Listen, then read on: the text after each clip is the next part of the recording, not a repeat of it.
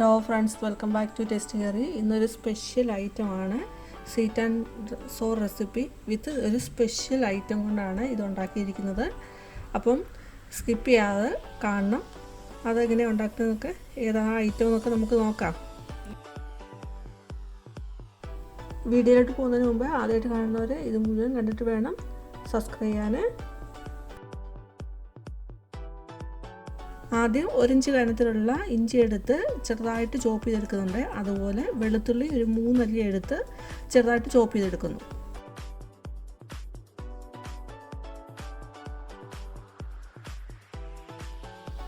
ഒരു medium size സവാള എടുത്ത് സ്ക്വയർ രൂപത്തിൽ കട്ട് ചെയ്തെടുക്കുന്നുണ്ട്. അപ്പോൾ കട്ട് ചെയ്യുമ്പോൾ അതിൻ്റെ ഇതെല്ലാം സെപ്പറേറ്റ് എഴുതിയെടുത്താൽ പെട്ടെന്ന് നമുക്കത് വാടി കിട്ടും.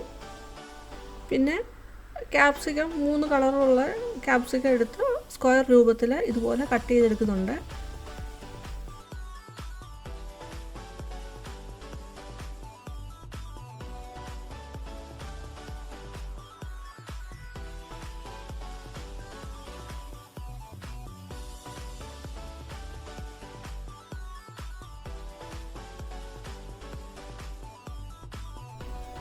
ഇനിയാണ് നമ്മുടെ മെയിൻ ഐറ്റമായ ടോഫു. ഈ ടോഫു ഉണ്ടാക്കുന്നത് സോയ സീഡ് കുതിർത്ത് പേസ്റ്റ് ആക്കിയിട്ട് അതിൻ്റെ മിൽക്ക് എടുത്തിട്ട് ഫെർമെൻറ്റ് ചെയ്ത് കട്ടിയാക്കി എടുക്കുന്നതാണ്. ഇത് നമ്മൾ പാല് ഉറയൊഴിച്ച് തൈര് ആക്കി എടുക്കുന്ന പോലെ തന്നെയുള്ള പ്രോസസ്സിൽ കൂടെ ഇത് ഉണ്ടാക്കിയെടുക്കുന്നത്. ഇത് വെജിറ്റേറിയൻ ആൾക്കാർക്ക് ഒരു നല്ലൊരു ഐറ്റമാണ്. അതുപോലെ നോയമ്പ് സമയത്തൊക്കെ ഇത് ഒരു നല്ലൊരു ഐറ്റമാണ്. ഇതുകൊണ്ട് ഒരുപാട് ഡിഷസൊക്കെ ഉണ്ടാക്കാൻ പറ്റും. ഇത് ഭയങ്കര സോഫ്റ്റ്, അതുകൊണ്ട് ഭയങ്കര കെയർഫുൾ ആയിരിക്കണം ഇത് ഹാൻഡിൽ ചെയ്യുന്ന സമയത്ത്, അല്ലെങ്കിൽ ഇതൊന്ന് പൊട്ടി പോവും. നമ്മൾ തൈര് എടുത്ത് കട്ടിയാക്കിയാൽ എങ്ങനെ ഇരിക്കും അതേപോലുള്ള ടെക്സ്ചറാണ് ഇതിനുള്ളത്. അതുകൊണ്ട് നല്ല സോഫ്റ്റായിട്ടിരിക്കുന്നതുകൊണ്ട് കെയർഫുള്ളായിട്ട് ഹാൻഡിൽ ചെയ്യണം. ഇത് നമ്മൾ മേടിക്കുമ്പോൾ വെള്ളത്തിലാണ് ഇത് കിടക്കുന്നത്. അപ്പോൾ ആ വെള്ളം ഡ്രെയിൻ ചെയ്ത് കളയണം. അതുകൊണ്ട് ഞാൻ ഒരു സ്ട്രെയിനകത്തോട്ട് വെച്ച് ഒരു 10 മിനിറ്റ് അങ്ങനെ വെയിറ്റ് ചെയ്യുന്നുണ്ട്, ആ വെള്ളം ഒന്ന് ഊർന്നു പോകാനായിട്ട്. അത് കഴിഞ്ഞിട്ട് ടിഷ്യൂ പേപ്പറിൽ ഒന്ന് ഒപ്പിയെടുത്ത് വെള്ളം എല്ലാം കളയുന്നുണ്ട്. ഇതേപോലെ ചെയ്യുന്നുണ്ട്.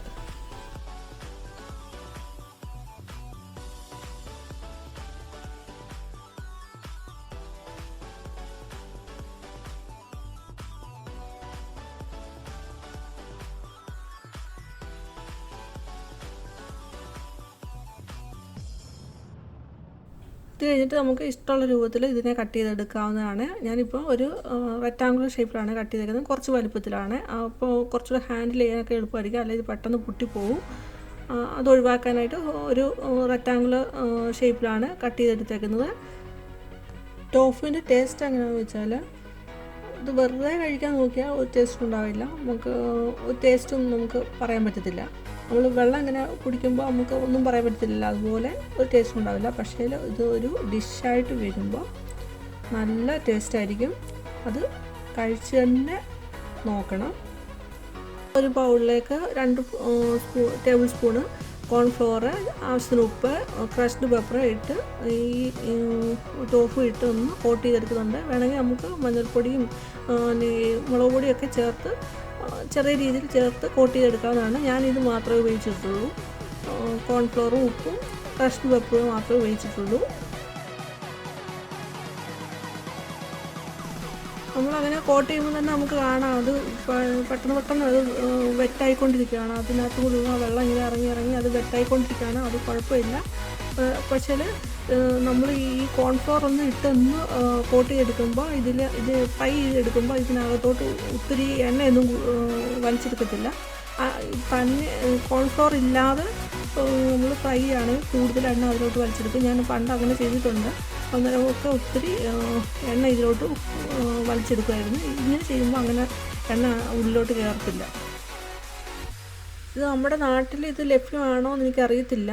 പിന്നെ ഹൈപ്പർ മാർക്കറ്റ്, ലുലു മാൾ അങ്ങനെയുള്ളിടത്ത് കിട്ടാൻ സാധ്യതയുണ്ടാവും.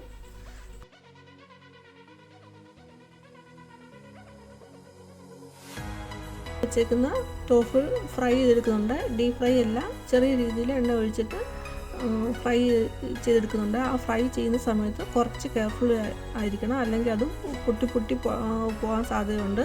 പിന്നെ ഫ്രൈ ചെയ്യുമ്പോൾ ഒരു സൈഡ് നന്നായിട്ട് മുരിഞ്ഞ് വന്നിട്ട് മാത്രമേ തിരിച്ചിടാവൂ, അല്ലെങ്കിൽ അത് പൊട്ടി പൊട്ടി പോവും.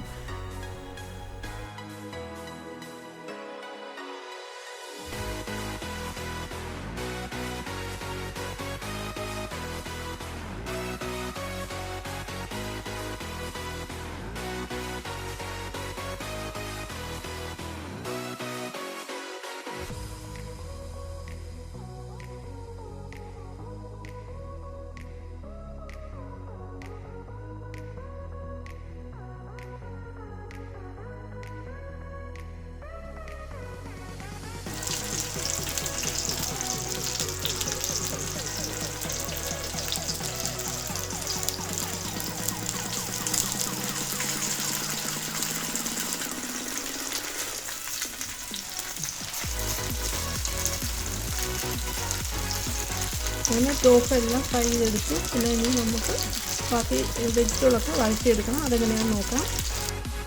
അപ്പോൾ അതിനായിട്ട് ഒരു കടായി വെച്ചു. കടായി ചൂടായി വരുമ്പോൾ ഒരു 2 സ്പൂണ് ഓയിൽ ഒഴിച്ച് കൊടുക്കുന്നുണ്ട്. റിഫൈൻഡ് ഓയിലാണ് ഒഴിച്ച് കൊടുക്കുന്നത്. എന്നിട്ട് നമ്മൾ ചോപ്പ് ചെയ്ത് വെച്ചേക്കുന്ന ഫൈനായിട്ട് ചോപ്പ് ചെയ്ത് വെച്ചേക്കുന്ന ഇഞ്ചിയും വെളുത്തുള്ളിയും ഇട്ട് കൊടുക്കുന്നുണ്ട്. അത് നന്നായിട്ട് ഗോൾഡൻ ഫ്രൈ ആയിട്ട് വരണം. അതിൻ്റെ നല്ല ഫ്രൈ ആയി വരുമ്പോൾ അതിൻ്റെ നല്ല സ്മെല്ല് നമുക്ക് കിട്ടും. ആ സമയത്ത് വേണം പിന്നെ സവാള ഇടാൻ. സവാള ഇട്ട് ഒരു 2 മിനിറ്റ് കഴിയുമ്പോൾ നമുക്ക് ബാക്കി കട്ട് ചെയ്ത് വെച്ചേക്കുന്ന വെജിറ്റബിളും ഇട്ട് കൊടുത്ത് ഒന്ന് വഴറ്റിയെടുക്കാവുന്നതാണ്. അതെല്ലാം ഒരു 2 മിനിറ്റ് വെച്ച് മതി. ഒത്തിരി അങ്ങ് വഴണ്ട് പോകേണ്ട. ഒരു ക്രഞ്ചി ഫീലിംഗ് നമുക്ക് വേണം ഇതിന്.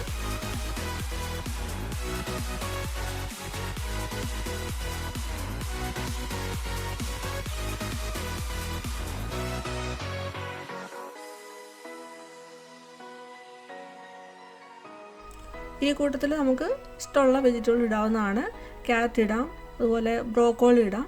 ഇപ്പോൾ എൻ്റെ കയ്യിൽ ഇത് മാത്രമേ ഉണ്ടായിരുന്നുള്ളൂ, അതുകൊണ്ട് ഞാൻ ഇത് മാത്രമേ ഇട്ടിട്ടുള്ളൂ.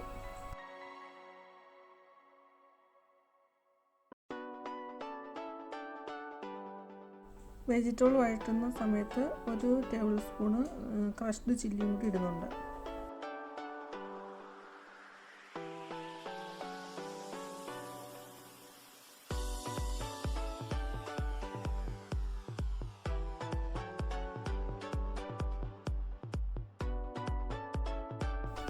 വെജിറ്റബിൾ ഇട്ട് ഒരു 2 മിനിറ്റ് കഴിഞ്ഞ് നമുക്ക് സോസ് ഒഴിച്ച് കൊടുക്കണം. അതിനായിട്ട് 2 table spoon ketchup, tomato sauce ഒഴിച്ച് കൊടുക്കുന്നു. 2 table spoon chilli sauce, 1 table spoon soya sauce ഒഴിച്ച് വെജിറ്റബിൾ ഒന്ന് മിക്സ് ആക്കുന്നുണ്ട്. അത് കഴിഞ്ഞിട്ട് നമ്മൾ ഫ്രൈ ചെയ്ത് വെച്ചേക്കുന്ന ടോഫു ഇട്ട് കൊടുക്കുന്നു. എല്ലാം അവിടെ ഒന്ന് മിക്സ് ആക്കി എടുക്കുന്നുണ്ട്. അത് കഴിഞ്ഞിട്ട് 2 സ്പൂണ് ലൈം ജ്യൂസ് ഒഴിച്ച് കൊടുക്കുന്നുണ്ട്. അതിന് പകരം വിനീഗർ വേണേൽ ഒഴിച്ച് കൊടുക്കാം. പിന്നെ ശകലം ഉപ്പും ഇട്ട് കൊടുക്കുന്നുണ്ട്. ആ സമയത്ത് ഉപ്പ് വേണമെങ്കിൽ ഇട്ട് കൊടുക്കാം. പിന്നെ 2 ടേബിൾ സ്പൂണ് ഹണി ഒഴിച്ച് കൊടുത്ത് കോട്ട് ചെയ്തെടുക്കുന്നുണ്ട്. പിന്നെ ഗാർണിഷിനായിട്ട് ലാസ്റ്റ് ഒരു സെസമി സീഡും ഇട്ട് കൊടുക്കുന്നുണ്ട്.